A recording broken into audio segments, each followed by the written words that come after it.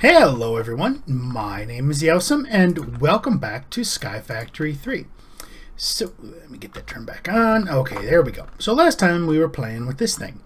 Now, definitely a prototype. Not long after I finished recording, I'm sitting there kind of looking at it going, this is tileable and I won't need the fan. So by tileable, I'm thinking if we ran it that way, we could put the portal down over top of it like we were before, like it was right there, and basically just kind of keep extending this and then put these things every so often, and yeah, I think we can make it work.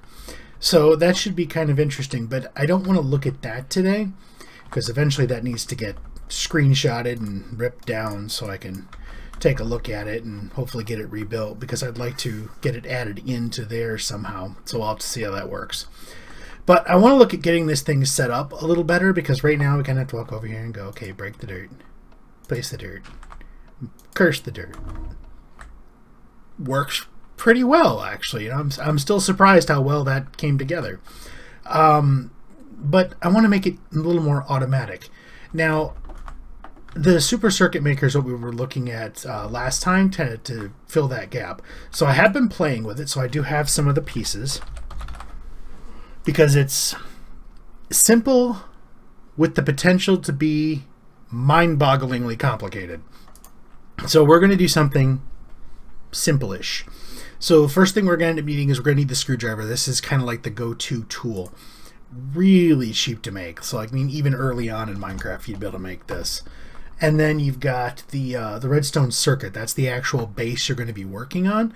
Just some slabs and get you 12, which is really nice. And then for what we're going to be doing, we're going to be using the tiny piles of redstone, which just one piece equals 9. So nice and easy. Let's see, I made a glowstone. These are what we're going to be using: the quartz resonator, which some quartz blocks, some obsidian, and the miniature lamps so we can see what we're doing. And that's it. We're not going to get complicated as far as coloring things or anything like that just yet. This one's kind of a long period pulse timer. I don't know what that one does yet. I have not read through much of the wiki. So, but the general idea here is we need a circuit, and actually we need a piece I did not build, because I think it might make it a little bit easier. I want, yes, do I have? I do. I want one of these. Take my hat off, put that on now. Does it? Yep. You hit the Z key by default to zoom in. Now, for what we're doing, it isn't all that helpful, but we can go Z, and we can get a little closer to the ground. So basically what we need to do here is we've got, that's our break, that's our place dirt, and that's our curse the dirt. So we need to have, I'm thinking like an input on, I need a button. So an input on the side I was standing on. I'm going to go with a button. Voice is doing weird things today. Let's see.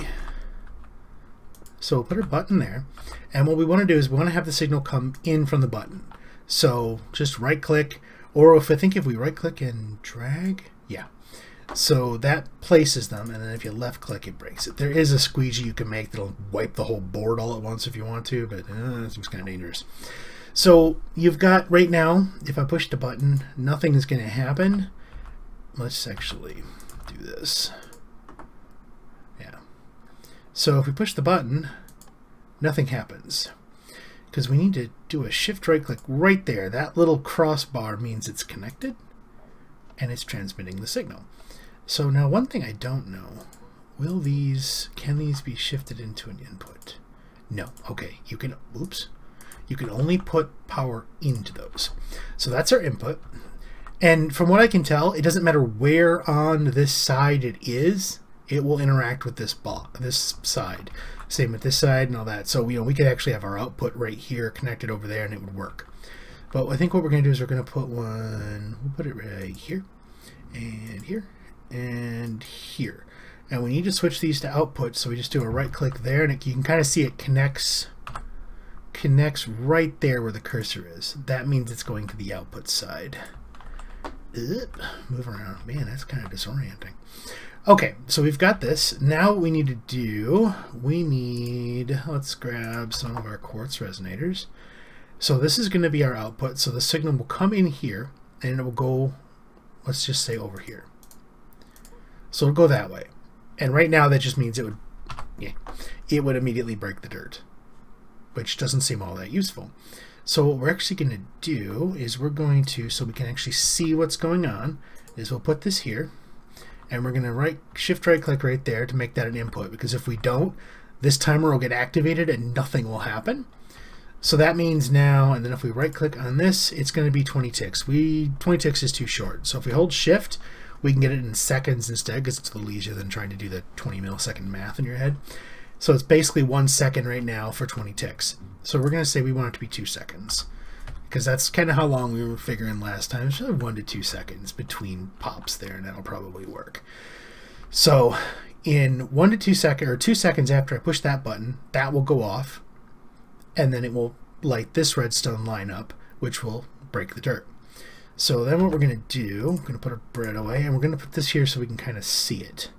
So we'll put that right there. So 2 seconds after the button press, this line will light up, breaking the dirt and lighting that button up at the same time, or that lamp up. Then we want it to move along this side. So we'll just take it off of right there. And yeah, why not? We'll do it right there. And we're going to put another lamp right here. And I'm going to right click right there, because it looks nicer if it looks like it's coming off that section right there. But that means 2 seconds, it will break in place immediately. Who knows what's going to happen if that goes that way. So what we're actually going to do is we're going to put a timer, and we'll just put it right there. And then we're going to do input, and then we're going to right click, and we're going to say 2 seconds. I keep trying to hit E to close that. It does not work. So button, 2 seconds, light up, break dirt, ignites that at the same time as all this goes off. 2 seconds later, lights up, places dirt. So pretty simple so far. And then it's going to come over here. Yeah, I moved too fast. You can't drag too quickly, or it doesn't like it. Right there, right here. Okay, so we're going to put another light. Disconnect that, and I think we'll do it right here. And we'll say input. Okay, and we're going to do another one. 1 second. Now the main reason I put a 2 second timer right here is so we can actually see it.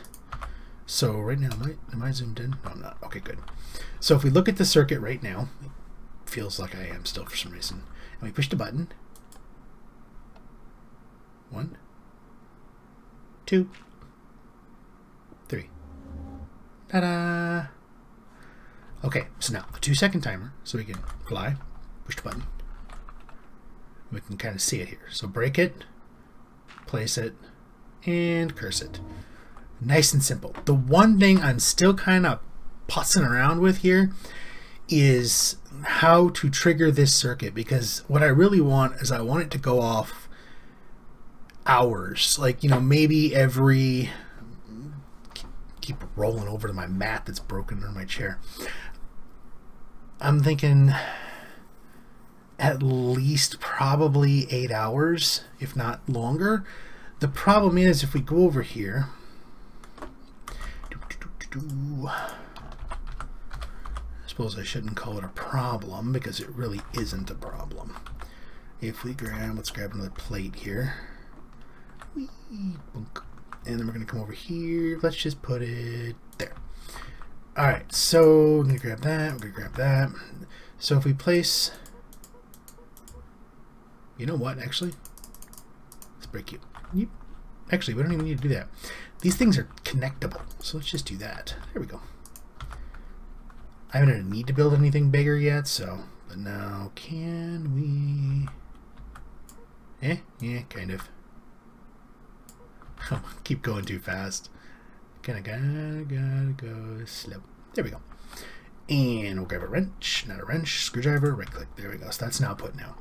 And we'll put the little timer thingy right there, and then we will shift right click to make it an input. You can see it blinking. Blinking really fast, actually making my game twitch a little bit by doing that. It's actually causing a frame rate loss a little bit. So we're going to right click. We're going to tell it you're going way too darn fast. Let's move it up to 5 seconds. So every 5 seconds, that will blink. Now, the kind of the neat thing about these circuits, you'll notice that's not lighting up. You can combine, you can get tiny piles of glowstone, same way you get redstone. You can combine them together to get the tiny pile of glowing redstone, which will work and light up like normal redstone, but rendering and all that fun stuff. So I don't want to do that. So it looks like if we do this, make that an input, and then what we need here is, let's do a lever and some torches. So if we come over here and we grab our lever, it stops. So a redstone signal, it doesn't pause, it pretty much just zeroes the timer. It just completely stops it. Now when I flip it again, it'll resume from 0, so it'll count back up to 5 seconds and then start pulsing again, and then I can turn it off. So if at 4 seconds I flip that lever and then count to 2 and then flip it again, it's still going to have to count another 5 seconds. So this thing looks like you can run this up really high. Like I had this up to 10,000 seconds before. So in theory, we probably could get this up. Was that a witch? That was creepy. We probably could get this up pretty high, but what are we looking at? 3,600 seconds per hour, I think, if math. So to get it to an hour, I'd have to raise this thing up that high. Oopsie, I right-clicked. Back where you go. Right-clicking on the plate spins it. So, wait, off? Oh, that's right, I'd spun it, so it didn't have redstone signal on. So we could kind of get that up here, because like I can start clicking and I can get it really, really, really, really high. I don't know if this thing has a limit. Yeah, I'm guessing it probably does. Something not right. That better. There we go. So I could probably get it up there. I mean, right now you can see it's at 765 seconds, so it's going to be a while. I mean, in theory, I suppose it wouldn't be the end of the world if this thing broke and replaced itself every hour or so. I mean, it's probably not going to be that horrible, but if we make it much bigger and you're around it when it goes off, you'll probably feel it. So I don't know how it would be if it was in another dimension. Maybe we can do that and chunk load it somewhere else and it won't matter, but it's kind of hard to tell. So I'm thinking it's going to be maybe a combination, or one of the things I was looking at is, well, can I set up, I'm pretty sure I can, get like some type of adder where every minute, or every minute this one goes off and increments the next one, so it actually counts up 2 hours, and then when like when the hour counter hits 10, it flips it and then resets the whole thing. So that's a much more complicated circuit, and I have to remember how to build one, so which means I'm also gonna have to go look at some pictures and see, because it's been a while since I built a counting circuit, so we'll have to see how that works. So that's probably not going to be this time, so we'll have to see how that goes. But this is actually going to work, at least as far as it's sitting right now, which is kind of neat. Blink, blink, and blink. I mean, you can see it when it happens. Things start spawning in here pretty quick. So if this was a little larger, that was the other reason I took out that cursed earth over there, is I wanted to see if it would make this stuff work better. So not entirely sure, but there's just like some crazy things you can do with these circuits. Now, I know that if we,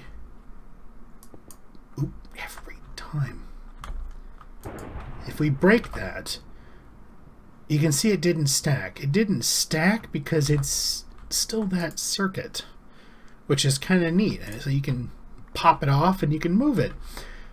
But, let's take you out, okay? But now if we take this, you can see it turns into a little integrated circuit symbol. Bonk. That's the circuit now. I don't know how it's facing inside there. I'm guessing I've got it wrong because it's not going off. So if we, oh, that's why. Let's do that. Maybe that'll work. No? Where is your input coming from, little guy? Shift, make that an input.